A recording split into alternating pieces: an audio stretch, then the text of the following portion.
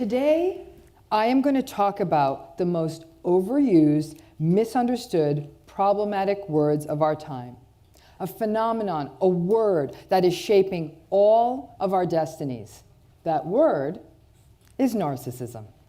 Narcissism is a word that is being used to understand bad behavior everywhere, in national leaders, in heads of state, heads of corporations, fancy academic types, athletes, celebrities. We actually no longer recoil at their grandiosity, their entitlement, and their incivility. In fact, too many people award them grudging admiration for their successes.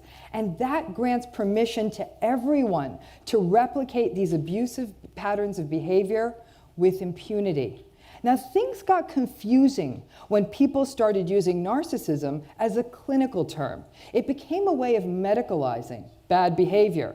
It's actually not a diagnostic term. Narcissistic personality disorder is a diagnosis, but it's pretty rare because these folks don't show up to be diagnosed anyhow. So narcissism is in fact a personality pattern. It's a sort of way of relating to the world. It's an adjective to describe their style, much like we could describe someone as agreeable or stubborn or introverted. Some of these patterns are valued by society and others aren't. And the fact is, most people don't receive being called narcissistic as a compliment. It's just, however, a descriptive term. And no matter how much we turn our noses up at it, paradoxically, as a society, we reward it.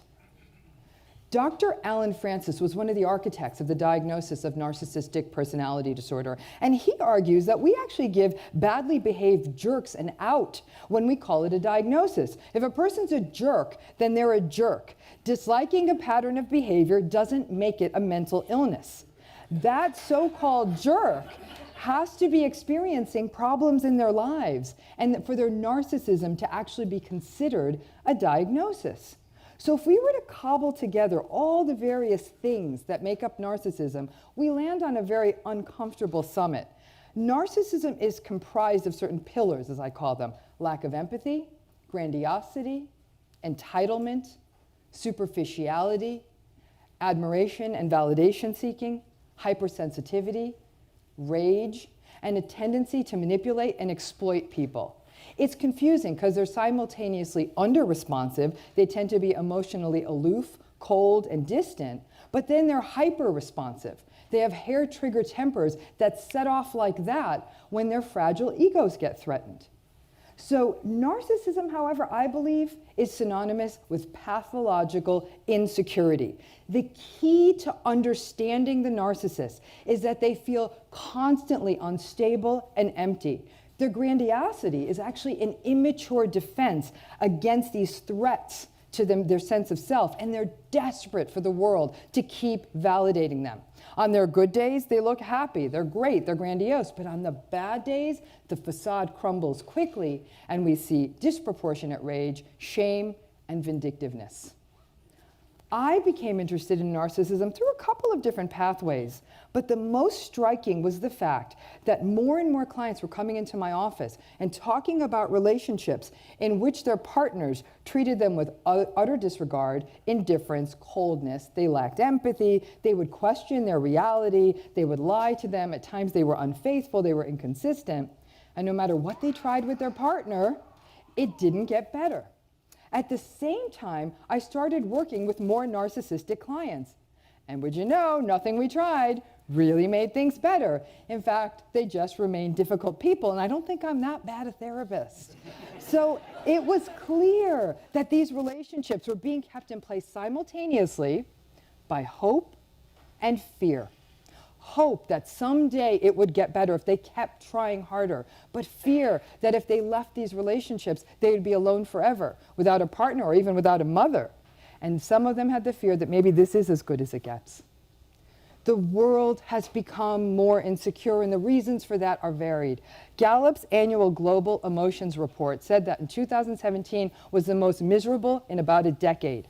The report indicated that sadness, anger, worry, stress, and physical pain were more frequently endorsed last year than in the 10 years prior.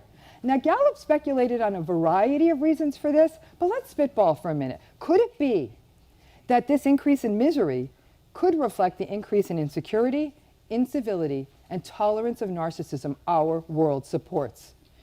The increasing insecurity in our world and the platforms that capitalize on it, such as consumerism, have created optimal fertile ground for narcissism to incubate and proliferate.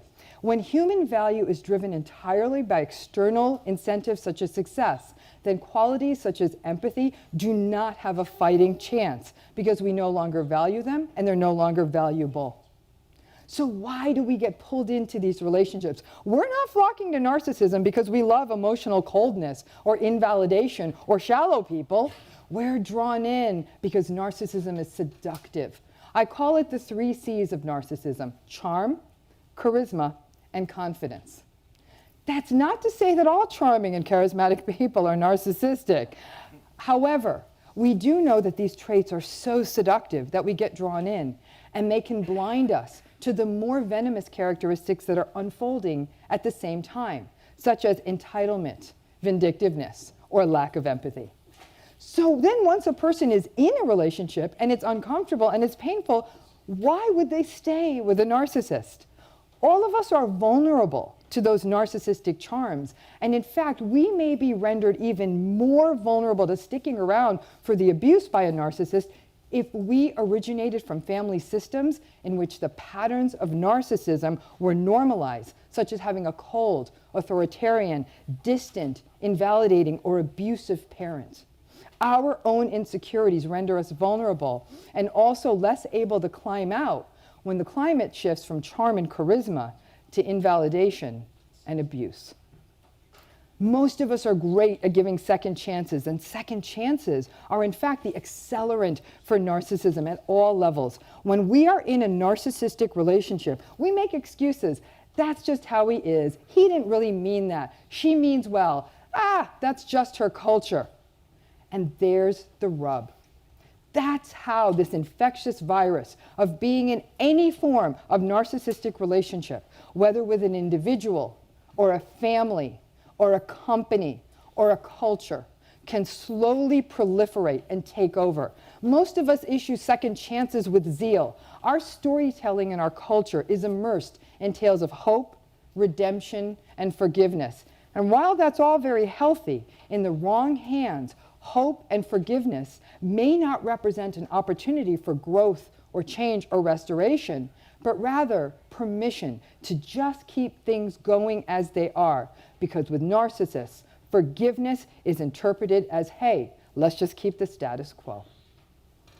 Have we created a world in which narcissism as a pattern, as a personality, is becoming necessary to succeed in the new world order? This is where we hit a bit of a problematic divide. The very qualities associated with material success are actually bad for our health. Because while these qualities may be festered and fostered by our cultures and our schools and our economies and our societies, they are never going to be good for our close relationships. And that doesn't just mean spouses and partners. That means parents, children, siblings, extended family, friends, colleagues. Narcissistic patterns undercut the core of what's necessary for healthy relationships. Those things include mutuality, respect, compassion, patience, genuineness, honesty, and trust. Things that are simply not possible with a system or a person which is narcissistic. And it's in that intimate relationship space where we see the most profound impacts of a narcissist, whether that be a spouse or a partner. A relationship with a narcissist is a gradual indoctrination. You slowly become inured to their lack of empathy, their tantrums, their rage, their insults, and their entitlement, their lies and their challenges to your reality. Their insulting words slowly become your self-talk, and before you know it, your new mantra becomes, I am not enough. Anyone who's had a narcissistic parent will acknowledge that it shaped the arc of their lives. It instilled an insecurity and a chronic jousting at psychological windmills. From an early age, narcissistic parents leave a legacy, including an inability to trust your own instincts, to safely enter close relationships, to trust your own abilities, and a lifetime can be spent trying to gain the notice of the aloof, detached, and disconnected parent. The proliferation of narcissism in leadership in our culture, governments, companies, and world has made very difficult workplaces. The narcissistic boss is the insecure tyrant. These are workplaces ruled by fear and subterfuge, abuse and vindictiveness, deceit and slippery ethics. And in the face of the Me Too movement, the top notes of narcissism pervaded all of the stories. The entitled and untouchable tyrant pillaging the workforce, and in most cases, with almost no consequences. The most painful realization is that narcissistic patterns are just not that amenable to change.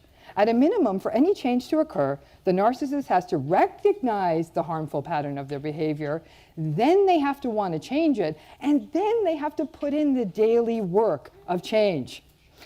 There is a small number of cases where that's kind of happened, but under conditions of stress and frustration, the usual issues of rage will pop up, the rubber band of personality returns to its usual shape and size. The small changes that could be made may not be enough to make a close, intimate relationship sustainable.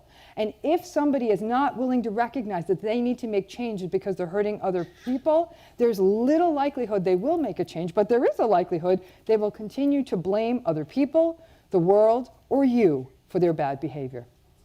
So that means that the only remaining strategies are to maintain your expectations and set boundaries, not to try to change that person or waste hope on the possibility of change, but to recognize that this is how it is and either accept it or slowly step away from it. Now, this is very individual, and it's not always possible. If it's your parent or your child who's narcissistic, you may not be willing to sever that tie. Finances, culture, children, or love can make walking away from a marriage or a romantic relationship seemingly impossible, and that's fine. But managing expectations on this pattern can protect you from the downstream effects of this ongoing abuse and allow you to construct a more realistic reality. Sadly, most of us put 90% of our hearts, minds, and souls into our most dysfunctional, unhealthy, invalidating relationships and save the little bit that's left for the people who are good and kind to us. It's time we flipped this skewed calculus and start giving the best of ourselves to our healthy and reciprocal relationships and really only give the bare minimum to the relationships that really aren't helping us grow. Perhaps that's a healthier way of negotiating these treacherous waters of narcissism without losing ourselves in the depths of self-doubt and self-criticism. Now, this can be extended to our thinking about the world at large. It can be small fixes, such as turning off the polarizing discourses we hear and learning to measure our self-worth and the worth of others with new metrics of success: authenticity, compassion, kindness, and empathy. We can learn to tend to our own gardens and not get pulled into hostile interactions that benefit no one. So this begs the question, can there be happy endings where narcissistic or antagonistic personalities and cultures are concerned? I actually think there can be. The greatest challenge about happy endings in real life is that they rarely look like the ones we crafted when we're young. And it's easy to get stuck in our own old narratives. People who come from narcissistic families may feel as though they missed out on having a parent who is an ally or a supporter, even as they go into adulthood. People who married narcissistic partners may find themselves mired in a nightmare of emotional abuse or simply finding that they're actually alone despite being married. Few people write stories of their lives that build in disappointment. I have found that survivors of all kinds of narcissistic and antagonistic relationships actually can and do have happy endings. They just don't look like they thought. All of us are bigger than this epidemic of narcissism. Any of us can change the "you are not enough" narrative that still resonates. We can reparent ourselves. We can look at the entitled shenanigans of people who shriek, Don't you know who I am? And realize that you don't give a damn about who they are. Where there are scars, beautiful things actually can spring forth. Khalil Gibran writes, out of suffering have emerged the strongest souls. The most massive characters are seared with scars. Yes, the world is in fact becoming more narcissistic and insecure. Don't let the global epidemic of incivility infect you. Inoculate yourself. Find your communities. Find common ground with other people instead of living in polarization. Practice kindness and empathy even when other people are not. Choose your friends and your romances with care. Every life story can be a miracle or a tragedy. It just depends on how you write it. These days, with the world in such disarray, anyone who is surviving with their empathy unbroken, their heart sound, their integrity in place, and their sense of humor intact is nothing short of dauntless. Pushing back on narcissism is a human rights issue. All of us need to stop giving permission to narcissism and narcissists and start taking our lives, our souls, and our world back. Thank you.